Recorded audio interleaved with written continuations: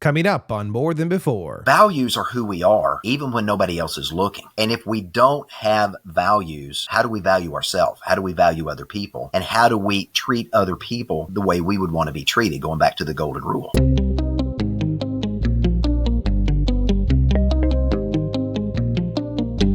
This is More Than Before with Nathan Cook. Hey everyone, welcome back. Today I have the great honor and distinction to talk with my good friend today. He is a highly accomplished martial arts practitioner of over 50 years. He doesn't look 50 years, by the way. He has black belts in 5 different martial arts systems. He is a 5-time inductee into the Martial Arts Hall of Fame. He has a doctorate in theology, 2 best-selling books. I could keep on going on and on of how amazing this guy is on paper, but I think what's really amazing is who he is in everyday life. He's a family guy. He's got 6 amazing children doing some amazing things in the world. He's a man of faith. He is the black belt leader, but most importantly, he is a good friend of mine. John Terry, welcome to the show, my friend. How are you doing today? Nathan, I am doing fantastic, and it is so exciting to be face-to-face having conversation with you and enjoying to get spend a few minutes with you today. Yeah. It's funny because when you first meet someone, you're kind of feeling them out. You're kind of wondering who they are, and you come off very unassuming. He could just kill you with your pinky finger. You just don't even know it. But that's what I love about you. You have this really warm demeanor about you. You have a huge heart. What are you working on? What do you find yourself doing with most of your time today? Most of what I'm doing today right now, Nathan, is I just finished a 12-city tour. My 8th book, The Black Belt Secrets of Success, released April 1st of 2024. I had an opportunity to go coast to coast 4 times over 8 weeks, appearing at some different conferences and sharing really the secrets of success. Keynote I've been doing is called Climbing Your Mount Everest of Success. And I kind of recount a story when I had an opportunity several years ago to meet Sir Edmund Hillary Jr. And he was retracing his dad's steps up Mount Everest and shared some incredible stories of that climb.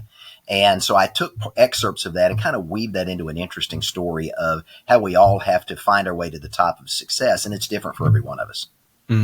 Yeah, 100%. And I love that success is always different from person to person. That's right. If it was the same for everyone, it would be a little bit too easy for people to get up the mountain of success. I love your story. Like, there are so many different aspects and components of your story. I want to go way, way, way, way, way, way back to the very beginning. So if I'm not mistaken, you actually were born in Heidelberg, Germany, and then you actually grew up in Arkansas, right? Grew up in Fort Smith, Arkansas until I was about 13 years old. Yeah. And then relocated from a big city to a small town. And that's really where my story started. I was a big city nobody. Dad said, I've got this new opportunity to buy into a furniture store. We're going to go to Russellville, Arkansas, little small town, little small community, and you're going to be a somebody. Well, I became a somebody. I became the target of every bully in school. And that's how I got started in the martial arts. That's crazy. So out of your family, where were you in the family dynamics? 2 of us. I'm the oldest, and I have a sister that's 3 years younger than I am. Well, and so you had quite a few strikes against you then. So you were the firstborn. You were kind of a military brat, just for a very short period of time. And a preacher's kid. Yeah, I had 3 strikes against me right out of the chute. Which is, I don't know. It's kind of funny because when you meet people from different aspects of life and you hear like these small little intro pieces of the first child or the military brat or the PK preacher's kid, I do find that there are some truths to the rumors about children, but I don't know. What kind of child were you up until the age of 13? Like, who were you as a child? Were you outgoing, rambunctious? Were you to yourself? I kind of have a feeling that you were probably more reserved than maybe what you are today. Oh, Nathan, you know me better than that. It's funny when I go back and watch the 8mm films that Dad had a camera everywhere we went. And when I watch the films, my parents described me as the ADD poster child. I was the guy that couldn't sit still, always bouncing off the walls, always wanting attention, always doing something. My imagination was constantly running. Grew up in the era watching Roy Rogers and, cowboys and Indians. And so my bicycle was my horse, and I would ride it all over the neighborhood trying to rescue the damsels in distress or find the Indians that had kidnapped and stolen the gold or whatever. And I was constantly doing something, just creative, energetic, and just fun-loving kid that was the kid that couldn't sit still. So what did you find yourself like? What were things that you were prior to martial arts? Because martial arts, I think, is a huge component of your life. You know, in those earlier years up until till the age of 13, what were you trying to find your identity in? What were you kind of wrestling around with? Because I know you're heavily involved. Your dad was heavily involved with the church, being a pastor. But what were some of the things that you found yourself being drawn to as a younger kid? It's interesting. I fell in love early on with reading and writing. And I started writing, get this, in elementary school, I started doing television with my dad. We had a local television stations, and Dad was in the clothing business for years. And he's in this little store called Poise-N-Ivy. So think Men's Warehouse back in the 1960s, all right? And so they had, because back that day, the Mod Squad, if you go on Pluto, you can still see that on television. The Mod Squad was a group of detectives, and it was kind of an uncouth group. You had Lawrence Fishburne. It was one of his first roles in it. He was part of the Mod Squad. And so they had the Ivy Squad that would do these TV commercials promoting their clothing. And they got these children's line of clothing in. So Dad drugged me into the commercial business when I was doing commercials in the 4th grade. And fell in love with television, fell in love with acting. And so I got this crazy idea. I'm going to start writing movies. So I started writing scripts. They were detective scripts. And I had a teacher that just loved me. And she let me perform with the cast and crew these little vignettes, little short 3-act plays on the stage in the cafeteria for the entire elementary school. And I did that in the 4th grade and in the 5th grade and in the 6th grade. And I think we put on 4 or 5 different basic storyline, good guy, bad guy, bad guy gets it at the end. The good guy always wins. But we did those, and it was just so much fun because the kids got a chance to act and we got a chance to have fun. And the teacher just continued to encourage us. And it was my first introduction to really being on a stage outside of in front of a television where you're staring into a lens. I was in front of people and found out I loved it. And from that, just began to continue to write short stories, long stories, and then got into writing books and still writing every single week, still writing something. It's cool to see kind of the early on pieces that we don't like when you're in life in the moment, you don't really see it until later on when you look back, right? We always say That's hindsight, right. Yeah. but it really is cool to see people's stories and how they play out throughout their entire life. Up until the age of 13, what was the original cause for you guys to move at the age of 13? Well, Dad had been in the clothing business for years, and he had some friends that Dad had mentored and trained that had learned to sell clothing. And he had relocated to Russellville and got involved in the furniture business. And they were looking to put in a new business endeavor and looking for a partner in that business.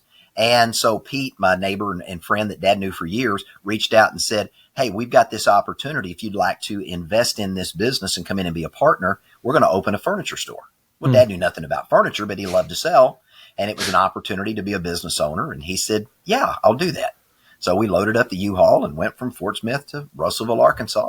That's what got me there. Early on, you had alluded to this not really alluded. You just went straight out and, the bullying from early on, which, if you back in your day, a boy wanting to express himself, doing plays, doing things that are in front of other people, maybe having a little bit of ADD all over the place, can kind of get you in trouble. I could see that. From my understanding, you were picked on quite a bit as a kid, and then the move was supposed to actually help you to improve life, right? But when you got there, things weren't exactly as good as you had hoped. That's exactly right. I wanted to play sports, and I loved football. But, look at me. I'm a small guy. Now, back then, I was 75 pounds soaking wet, 5'4", 5'5". Not a lot of action and opportunity for a little tiny kid. But the hope was when I went from being in this big city with this large football team that, my 7th grade year, I played 1 down. And I got to play actually 1 set of downs. I got to play 4 downs. And I trained as a cornerback. And they put me in as a linebacker for 4 downs. And that was my entire 7th grade football career. Got the daylights knocked out of me 4 times in a row. And I'm thinking, what am I doing? So, we moved to this town thinking it's going to be great. And it was good. I mean, I got a chance to play sports and got a chance to, see some success in track and a little bit of success in football. But when I first got there, I was the new kid. I was the little scrawny kid. And I was that little ADHD kid that probably just irritated everybody. And as a result of that, I got picked on a lot. And so Dad's idea was, I thought, go to the principal, get the principal to stop. No, he enrolls me in a martial arts class. I'm the only kid in the class. And he didn't just enroll you in a martial. He, from my understanding, he drove you down, he dropped you off, and then he left you. And he left me. Exactly. Yeah. He had just sold, it was funny. He had just sold, the guy that ran the studio, he had just sold him some furniture and was telling him my story. And, Master Wetzel was still a good friend. And he said, I don't normally take kids, but in your case, yeah, let him come down and we'll see what we can do. So I show up. And I'm looking at all these guys, and they're 6'2", 6'3", most of them either military or law enforcement. And here's this little tiny kid. They could snap me with a twig, like a twig. And I'm thinking, oh my God, what has my dad done? He stuck me in here and I'm going to get killed. But I said, at least I'm going to look cool in these white pajamas I was wearing. And they are comfortable. I will say, if you've never worn a gi, like a really nice gi, brushed cotton, ooh, baby, those you could just wear those all day. We have. Yeah. But it was old school martial arts. It was Goju-Ryu, so it was very old school. No mats. It was concrete floor, traditional makiwara. The kicking bag in the corner was made out of an old potato sack, one of those old, rough-hewn things. And it was stuffed full of blue jeans and had a couple of weights in the bottom of it. I mean, it was an old school martial arts studio, and that's where I got my start. Wow, that's so cool. And for those of you listening that aren't, like, if you're not in the martial arts world, like it's very interesting to see how it has changed and how things have also not changed. There are a lot of fundamental traditional pieces about martial arts that are really cool. Based off of, when you started going, people have to understand, like, women were not allowed in the martial arts school and children were not allowed in the martial arts school. And if you were able to get in the martial arts school, it was not air conditioned. No. It was not, oh, you hurt my back. It was, no, you get up and you don't whine, you don't cry. Like there was an old Goju-Ryu sensei. I remember that he did a seminar and it was just with our school. And he had driven all the way down from a pretty far location. And we're sitting there, we're in horse stance, we're doing punches. And he walks up to my good friend Michael and he rubs the front of his fist and he goes, oh, soft. And for those of you who aren't martial artists, that's not a compliment. He made us get down on our stomachs, and we did knuckle push-ups for like 20 minutes because his hands were too soft. And so you have to understand, this is like a crucible moment in your life. And there was one small little piece of hope in this, right? There's a cute little 24-year-old girl. Well, initially I thought it was a piece of hope. Then when I got in, the instructor said, I'm glad you're here. He said, we've had this new student join, and this beautiful 24-year-old is in the corner, about my size. And I thought, well, that's not bad. What I didn't know is she'd come out of a bad relationship and was there to learn self-defense. So it ends up my dad's paying good money for me to get beat up by a girl 3 nights a week. And she beat the daylights out of me every time I was there. And the instructor was like, if you don't go home with something bruised or, you're not a little bit sore, you didn't have class. I mean, that was just old school martial arts. Yeah. And so I complained to Dad, and it was funny. Dad said, well, son, when you learn to fight like a girl, the bullying will stop. And he was right. I finally learned to fight like a girl, and the bullying at school stopped. I feel like your father has had a pretty major impact on your life. Your father was, and I think still is, one of the few pastors and preachers that I've ever heard that is that not only preaches from the pulpit, but also worked a job at the same time. Yeah. It's very uncommon nowadays. Usually it's a full-time job, a full-time gig. Your father was an entrepreneur. You're an entrepreneur. What do you remember early on about some of those early lessons that you got to glean from your father? Dad was very diligent in what he did because he was running a business and then later owning a business and then also pastoring. Dad had to manage his time very well. And one of the things I learned early on from my dad was the value of budgeting time and creating time blocks so that you could get more things done in less time. And that was something I picked up on early on that has followed me through now for, I'm 29 for the 34th year in a row. So I've been, for the last 34 years of being 29, I'm still learning to do time management and hoping one day I can manage it so I never turn 30. But that was something I learned early on. Probably for the second thing I learned from my dad, Nathan, was the value of reading. Dad was a prolific reader. And as you can see behind me, I've got this huge library that I've amassed over the years. But it started with my dad. He bought me 2 books when I was 13, Developing the Leader Within You by a guy we know. And he bought me Think and Grow Rich. And I remember Dad said, if you read these books and write me a book report, I'll give you $5 a book. And I thought, that's $10. I can go do something with that. I had a lot of money back then. But I did, and it started me on a love affair with books that continues to this day. And every day, as part of my ritual and my routine, I spend 15 to 20 minutes, sometimes more, reading something either inspirational, educational, vocational, or I'm reading and studying either history and what I can learn from it, or a biography of someone through their successes and failures. I can glean insights that are beneficial. Two big things that stand out with my dad. You know, if my dad had offered me $5 for every book I had read, I would probably still be poor. No, I was not a reader. I was not a learner. Were you pretty a voracious learner in school then? Growing up, I had a photographic memory. Now, it's not as good as it used to be, but I excelled in school. I was in accelerated classes starting in elementary school. So I was essentially a grade and a half ahead because once I saw something once or twice, I could immediately recall it. And so going through school, it was never really a challenge for me because if I could read the content once or twice, I had it in my head. When I was in college to go take an exam, they'd set us in these big pits and they'd give us this exam and I would stop and I'd look up and I would do this and I would go down and I would just go across and then I'd write the answer. I actually got pulled out a time or two from taking exams. People asked me what I'm doing. I said, I'm reading what I wrote. And, you know, they're checking my arms and I'm like, no, it's, you know, I have a photographic memory and I can remember those things. And that was something unique that was beneficial, but it constantly challenged me as I'm putting things in my head. What else can I put there? You graduate from high school. What happens after high school then? So high school, I go off to college because mom and dad said, you got to go to college and get a degree. Hated it. Went for 2 years, absolutely hated it. I said, stupid waste of time. So I went into the business world and I went to work for an electrical wholesale shop. Started out sweeping and doing inventory in the back. And within 2 years, I'd worked my way up to assistant manager in the store. I'd done every position there was, and I was in position to go into management.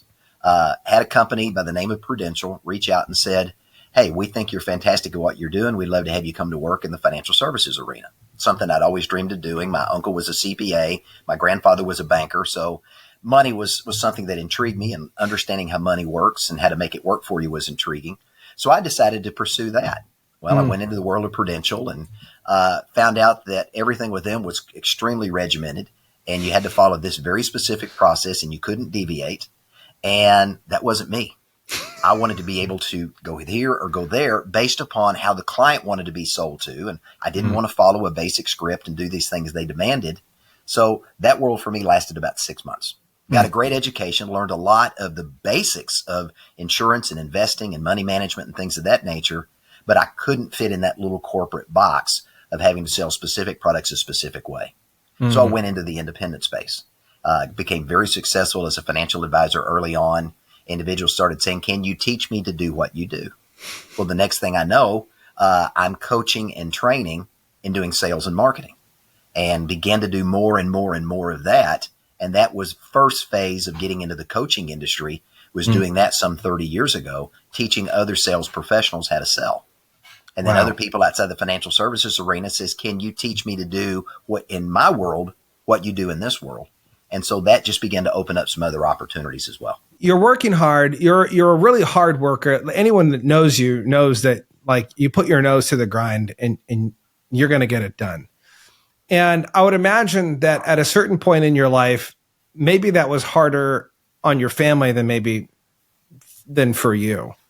How did that kind of drive to want to be good at something, how did that affect personal life? The drive for me is there's always something more to do. And that's kind of the driving force for me on the inside.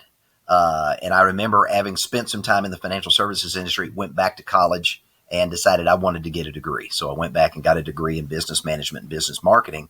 Well, while I'm there, I saw this opportunity to start a commercial sound company. So I go out and buy a bunch of equipment, and every weekend I'm traveling all over the state doing sound, hiring kids at college and giving them a job. So entrepreneurship has been a big thing for me. But my parents were very encouraging that if there's something you need to do, they said two things: figure out how to do it, so you're not just out there just winging it. But if you're going to do it, you have to do it well. And they were very focused on doing things exceptionally.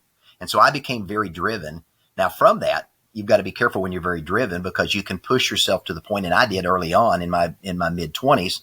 I had pushed myself physically to the point I started having some heart issues. I started having some inflammation around the heart from just, putting in 15 to 18 hour days every day, all the time, and physically had to step back. Even though I thought I was in great shape. I was exercising and doing all the things I needed to do. I had to stop for a season and begin to realize, even though you're driven, there still has to be work-life balance, because if there's not, and all you do is work and there's no life, at some point you're either going to burn out, or you're going to burn up, or you're going to blow up.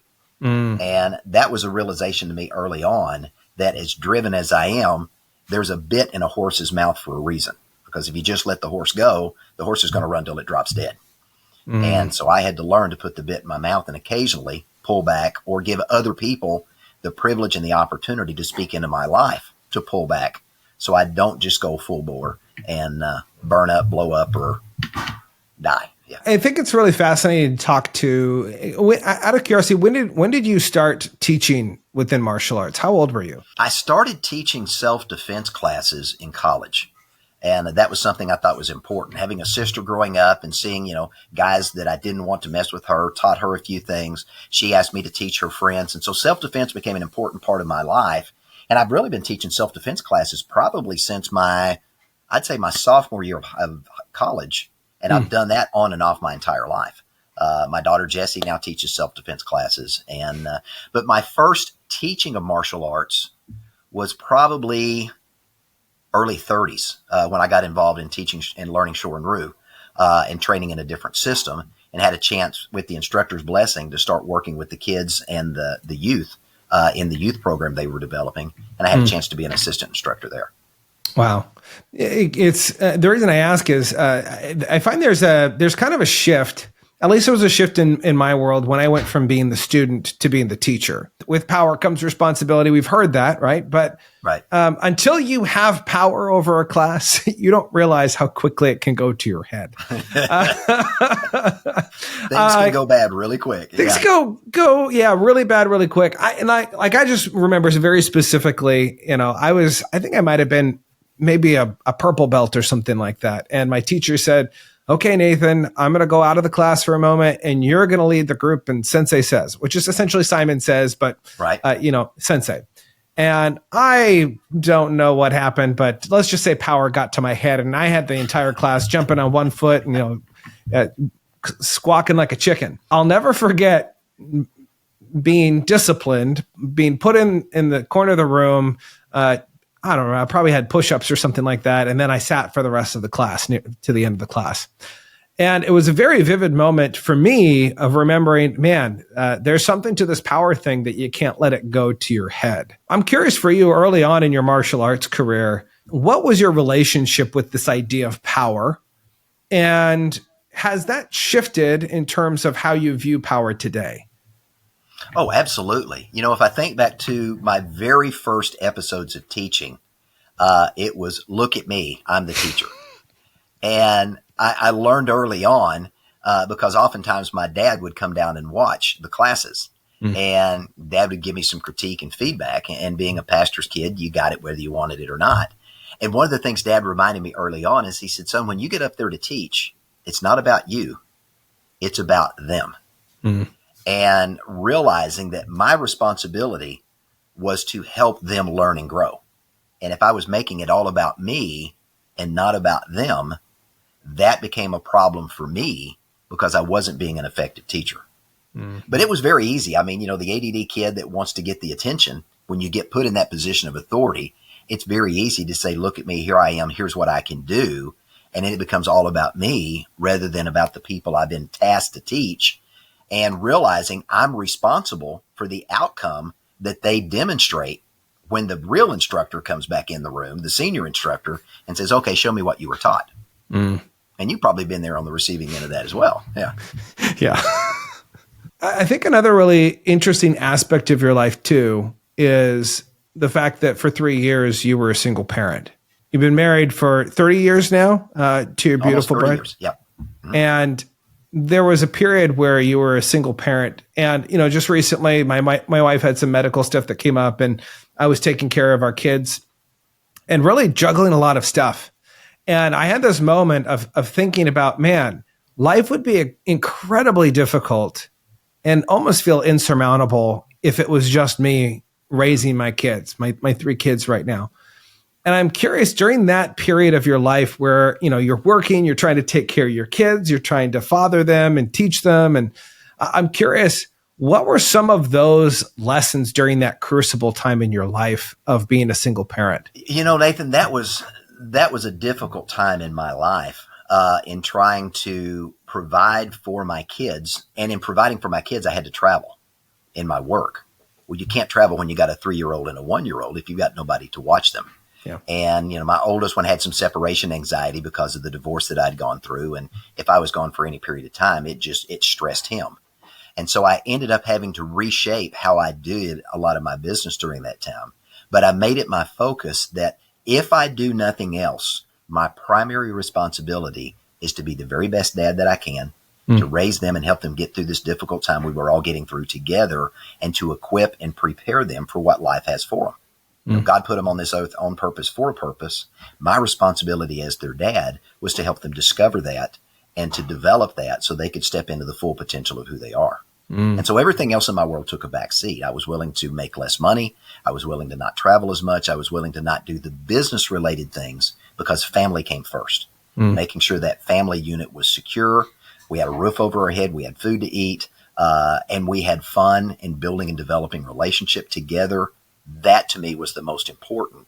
And looking back at that, seeing the things I did with my kids and now looking at those 2 young men and the men they've grown up to be, I'm like, man, that was hard. But if I had to go back and do it, I would have done it exactly the same way. Well, and it's funny, I think we discount the hard times because those hard times truly do allow us to grow. Oh, absolutely. Especially if you allow them to.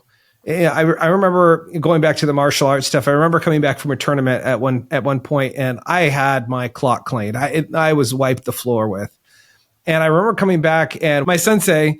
I remember driving back. It was like a 7-8 hour drive back to the school, and I remember one of the things that we'd always do is he'd always say, "What did you learn, and what did you take away?" Always hated that question, especially after you get your clock cleaned. You didn't do well. There was a point where things started to shift for me. I was probably around the age of 13, 14, when I started to realize that the most beneficial times in my life were the hardest times where I failed. Right? We always want to be seen in the successful light, but it's really in the failure. It's really in the day-to-day grind that we see results, that we actually can make an impact. How have you been able to make an impact that you have had so far in life? Because you have had some of the most amazing credentials and so many amazing accolades. What are some of the things that you've done in the dark, that you've done in the background that no one else has really seen, that have allowed you to really see the success that you've seen in your life? Nathan, I'll borrow a phrase from our good friend, Dr. John Maxwell, where he says, the secret to your success is found in your daily routine. And it's in the dark that you're doing the things of preparation that get you ready. And I look back over, where I am now, and Dad and I were just having this conversation the other day. My dad's 88, and I was having lunch with him and bought him his favorite Supreme pizza from his favorite brick oven pizza place. And while we were there, we sat down and he looked across the table and he said, John, did you ever think when you were a 13-year-old little boy, scared to death to go to school, and I enrolled you in martial arts in that old beat up, dirty, hard school that I put you in? He said, did you ever imagine that you would be where you are now? And I stopped and I thought for a minute and I said, yes and no, Dad. I said, I knew I wanted to do something in martial arts and I knew that was important, but I said, I never saw myself being on the stage that I am now, having the privilege to lead the United States Martial Arts Hall of Fame, having the privilege to travel and teach all over the world, now being known as the black belt leader. But as we begin to talk about that process, that, the question you just brought up takes me back to that conversation. Dad said, did you think about all the times you were up late at night reading, or you were going to a conference, or I took you to a conference, or we were listening to Earl Nightingale, or we were listening to this person on tape or this person on a record, and you were taking notes and I was asking you questions. And he said, did you think about all those times that you were getting all this stuff inside of you that it was preparing you for something bigger than you ever imagined. And I said, no, I didn't. But it was in all of those times of that learning and growing, getting into that uncomfortable place, going through failure and discovering what doesn't work so you can try to figure out what does. It was through all of that, looking back, that I'm saying I learned a lot. And there was a lot of investment and time I put into myself and still do every day. But because of that, I'm able to be where I am today because I started paying the price a long time ago to get where I want to be today. What was the jump? I mean, I would imagine that because of the extensive amount of time you've spent in the martial arts world, when did you start teaching more as an occupation and less of a hobby? When did that shift? That actually was forced upon me. And that's another interesting story. The instructor that I was training with, one of my best friends and I were training together, and we'd become good friends in the school. And our instructor got arrested in a police sting and showed up on statewide television. And it was one of those situations that it was a very awkward moment for him, but none of the parents wanted their children around this individual because of what he had done. And so they came to us and said, we want you and Kyle, my friend, later my business partner, we want you to keep teaching our kids. Well, we weren't black belts at the time. He was a purple belt. I was a blue belt. And I said, well, we're not black belts. And their response was, we don't care. You're teaching our children. You care about our children. You love our children. You want the best for our children. Who else do we want teaching our children? Wow. So I picked up the phone and I called another couple of instructors that were part of our testing panel, told them what had happened. And I said, we've got all these parents wanting us to teach them. And I remember Cal Rooks, one of the instructors, good friend, he said, John, teach them. And I said, teach them? He said, open a school and teach them. And he hung up the phone. And I didn't know what we were going to do. So here's what we did, Nathan. I was running a broker-dealer in Russellville, Arkansas. And I had built this broker-dealer for some friends of mine, and they had asked me to run it until they got it up and running and they could relocate it. So I was kind of an interim director for them in this organization. And so I had about 4 or 5 kids that wanted to train in martial arts. So every night, Monday, Tuesday, Thursday nights, we would go into the lobby of my broker-dealer office. We'd move all the furniture out. We got a mat, an old, nasty, horrible, stinking, smelly mat that we got from a friend of mine that his wife had a gymnastics studio. And we rolled that out in the middle of our lobby. And we had these 5 kids in there bouncing off the paneling walls and learning and training in the martial arts. And then other parents found out what we were doing, and they start showing up at my broker-dealer, not to do investing, but wanting to enroll their kids in martial arts. So we opened a school around the corner, and it's like 40 feet long and 10 feet wide. So it was this little, narrow, skinny space. And we went from that to a 2,000 square foot building to a 4,000 square foot building. And then when I sold the school to Kyle and stepped away from it, he's now in an 8,000 square foot building. And still continuing to run the school and doing extremely well. So we built it right. We did it right because we focused on not just teaching martial arts, but teaching all the important leadership and character and values that are part of this martial arts code of conduct. And our goal, and that became part of the premise of my signature book, Black Belt Leadership 101, was to teach these kids not just to be good martial artists, but what it meant to become a black belt leader in life, where they could make good choices and lead themselves well. And if we could do that, we were truly instilling something in kids that nobody else in the community was doing. And it was teaching them to become the very best version of themselves inside the dojo and outside the dojo. And that resonated. And to this day, it still does.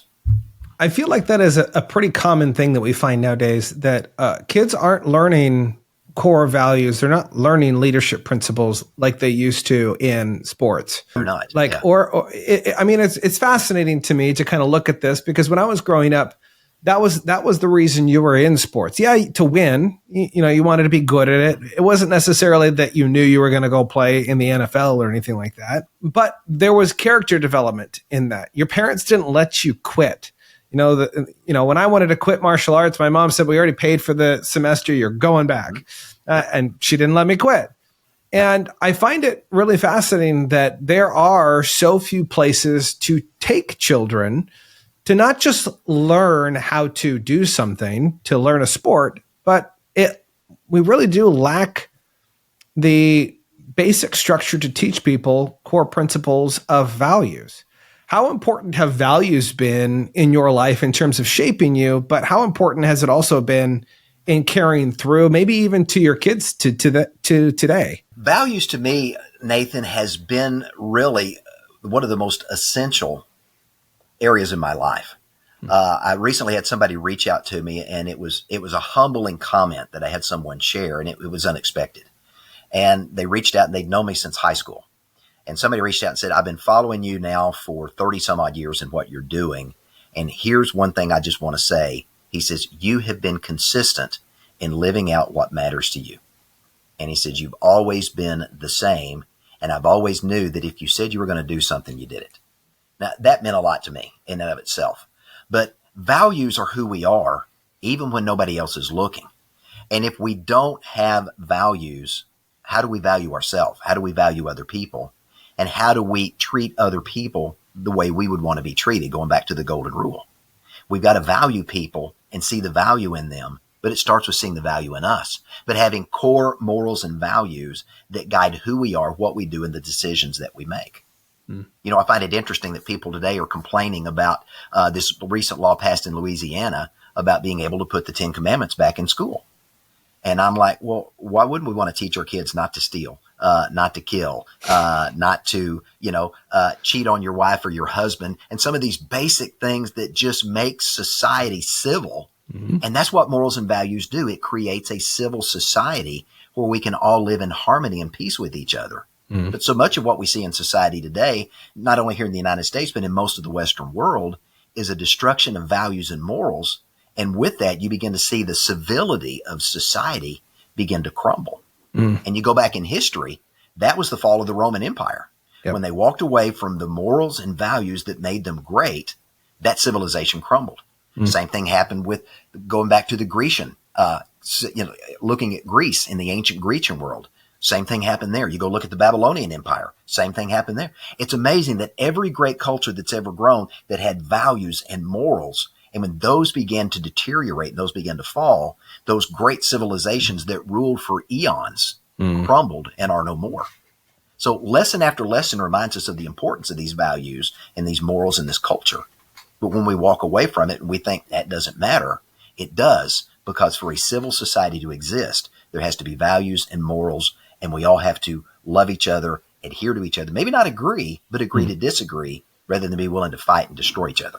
Man, what you're saying is just so spot on to kind of where we are as a world, not even just as a nation here in the United States, but really as a world, where we need to come back to really living out what our values are. It's so funny because you say consistency, and I hear you say consistency. I'm like, yeah, consistency. But most people, when you say consistency, they're like,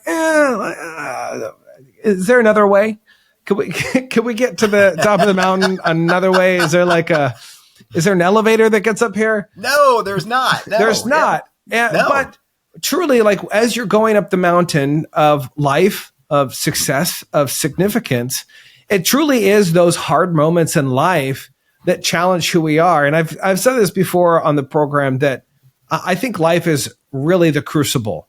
It heats up, and you get to choose what it is that you're going to take out of it. What are you going to learn from those moments that life is really rough and really tough? What have been some of those really impactful moments in your life where life just really heated up? And maybe it was difficult at the time, but the lesson wasn't an easy lesson to learn.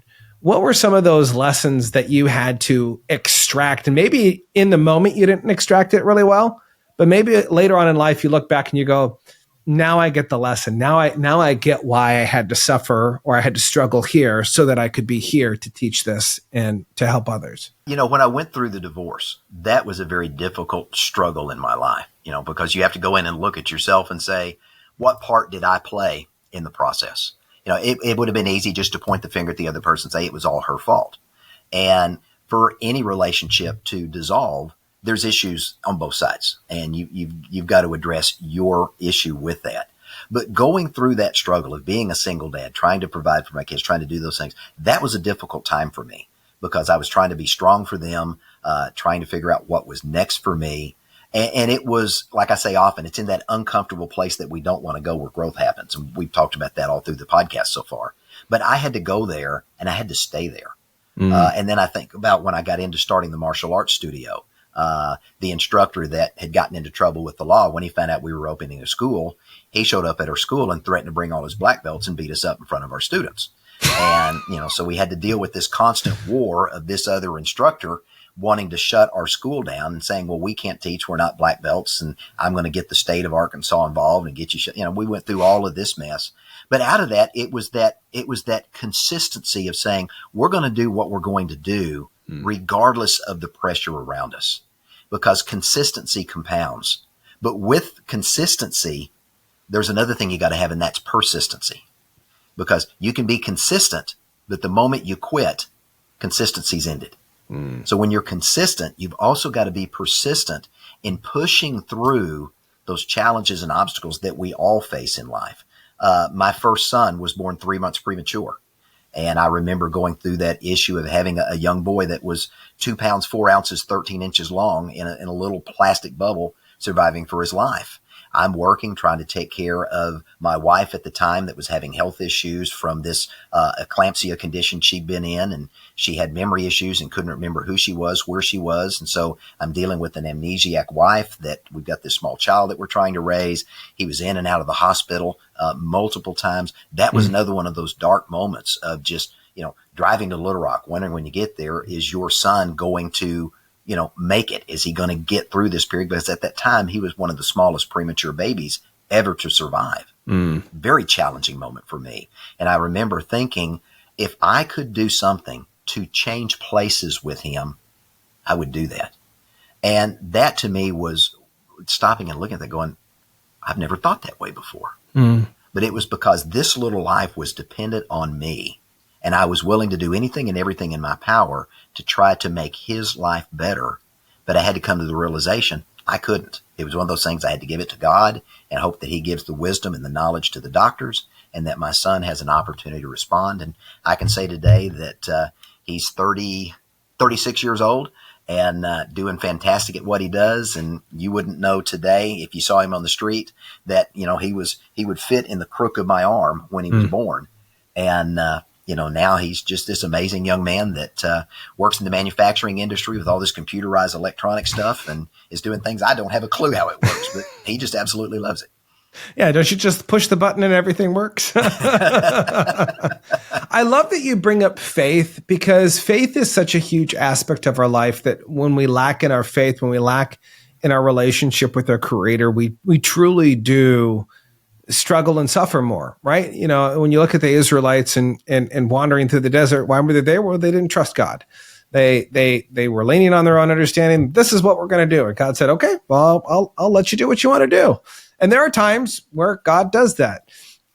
Your faith, it comes back to your dad, where just like even the stories of your dad driving every single Sunday 50 miles to take you guys to church for 7 years. Like that's crazy. Most people won't even get in their car and drive 30 minutes, 15 minutes to go to church, to be, butts in the seat.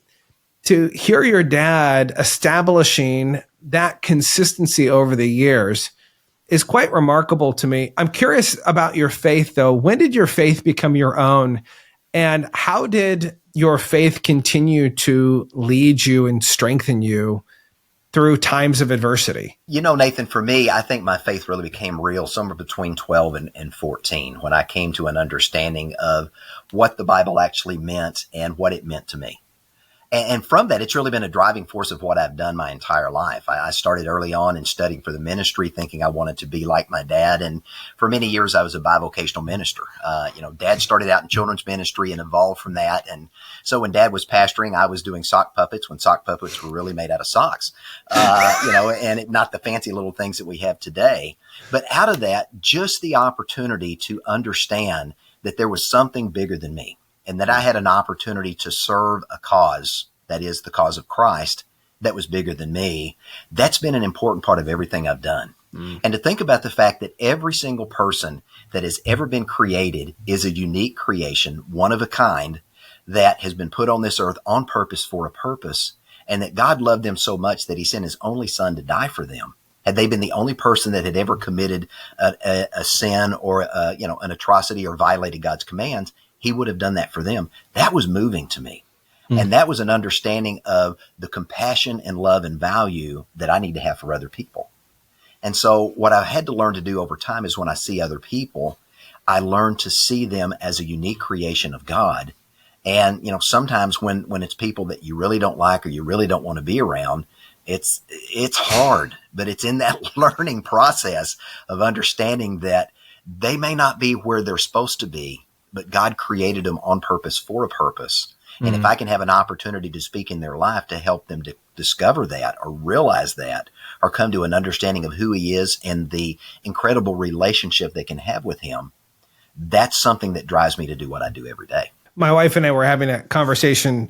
We were walking the other day, and she was talking about being Christ-like, finding your identity in Christ. And it was an interesting conversation because, normally we'll go back and forth, we'll spat back and forth and kind of debate what it is. Her response was quite eye-opening to me. And I want to ask you the question because I think it's quite fascinating. You've been around the block a couple times. You've studied theology, which is pretty amazing too. So I feel like you kind of have your head on your shoulders there. But I'm curious, what does it mean to have your identity in Christ? Because we kind of throw it around as Christians. We're like, oh yeah, my identity is in Christ.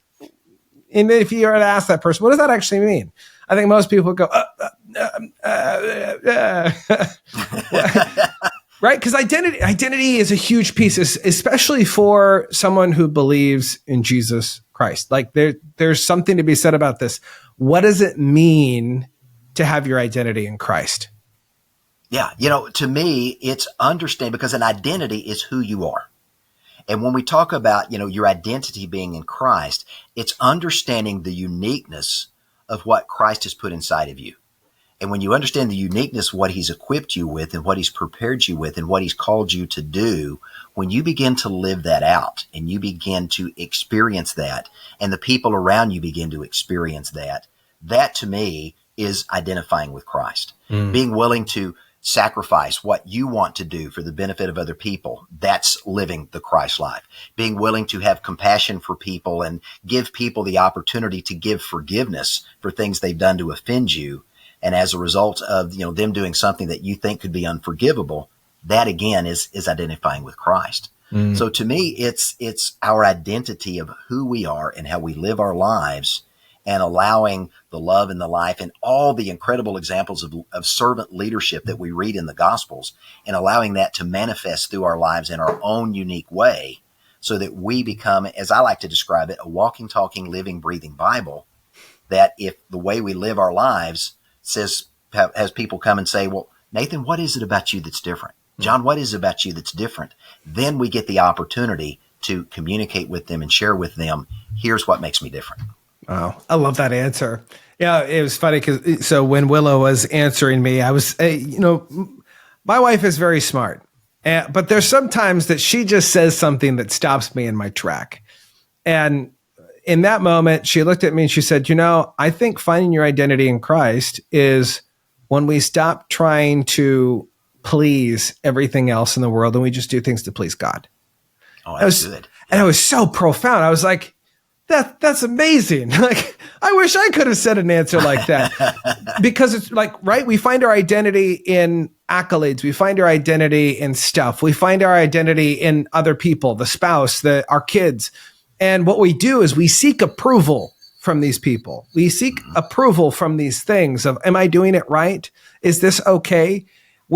If you have your relationship with God, with Christ, if you have your identity there, it's not just seeking approval, you're seeking his love because no matter what you do, he's going to love you. Obviously you want to, don't go kill people. That's not what we're talking about here. Yeah. Going back to those 10 commandments. Putting his agenda before your own, I think is a great way to say that. Yeah. Oh, I love that so much. Yeah. John, I have absolutely loved our time together. For those of you listening, I want to encourage you. I want you to go check out everything that he does. Everything is going to be in the show notes because he has 2 incredible books. He has content up the wazoo that will help you grow. If you're looking for someone that encourages you, that wants to make you better, go check out his content, and you're going to learn how to become a black belt leader, which I think is absolutely fantastic. Before we wrap up, though, John, I do want to ask you one more question. I think it's pretty fantastic that you have 6 amazing children. And I'm going to kind of put you on the spot here. I think it would be kind of fun to learn what your children have taught you over the years. Lessons that specifically speak to your heart. Maybe there's key characteristics, like we see things in ourselves and our children. Sometimes it's the bad stuff, and you're like, maybe I need to talk a little kinder. Or maybe it's on the opposite side of things, where you look at one of your kids and you go, you are incredibly kind-hearted and gentle. That is a trait that they get from you, or it's a trait that they get from their mother. I'm curious, what are 7 lessons?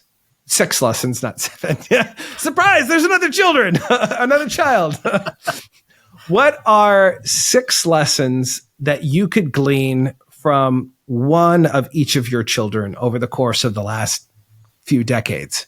Yeah, so if I start with my oldest, Andrea, one of the things she has taught me is the importance of being patient in training. Andrea is a very beautiful girl, but she's one of those that is kind of independent, wants to do things her way. She wants the guidance and advice, but you've got to be patient in how you give it to her, give her time to process that so that it becomes her decision down the road. And so learning to be patient in the process of training has been something that she's taught me. My oldest son, Jonathan, has taught me the importance of being a fighter, because I watched him as a young boy fight for his very life. And from that, I've learned that if you're willing to fight the good fight and put forth the effort and continue to press forward, there's an opportunity to see success. And in his life, he has overcome some incredible things physically, mentally, and emotionally to see success in what he does. My middle son, Jordan, is kind of our brainiac. And from him, I've learned that when you begin to stretch your kids and introduce them to new things, you never know what they're going to gravitate to. I mean, who'd have thought that he was going to become this computer nerd that is now writing gaming software programs?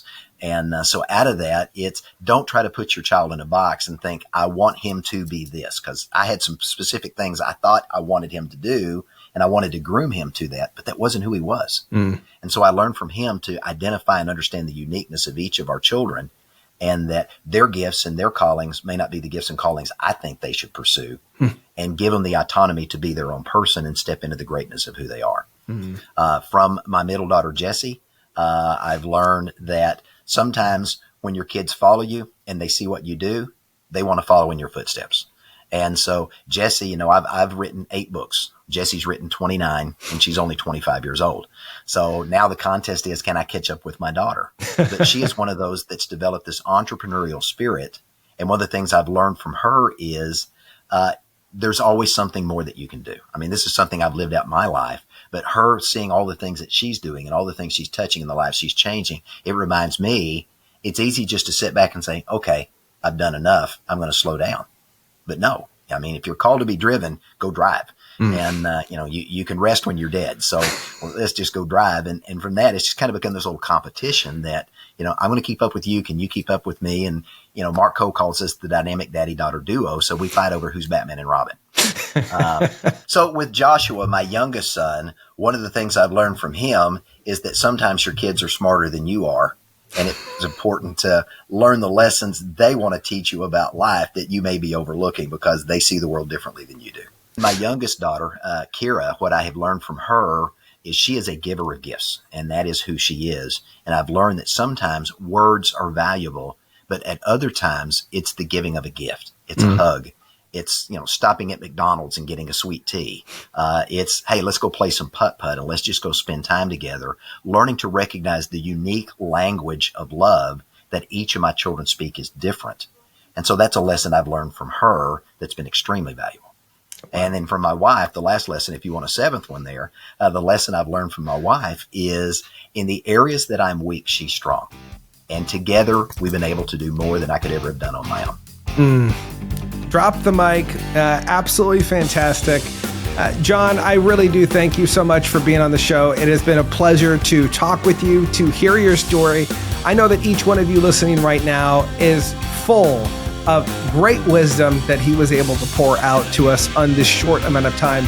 Make sure that you go like this episode, share it with a friend, and until next time, remember to be more, see more, and experience more than before.